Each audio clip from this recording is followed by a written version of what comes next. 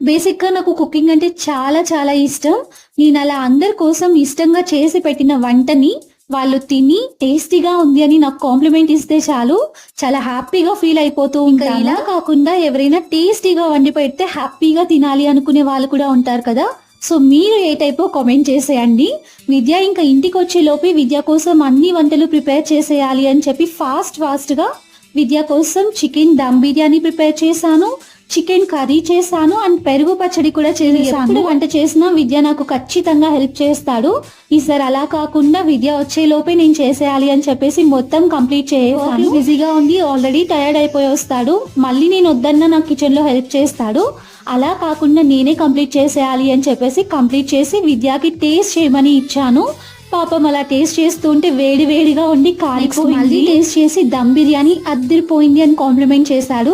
So నేనైతే చాలా చాలా హ్యాపీ.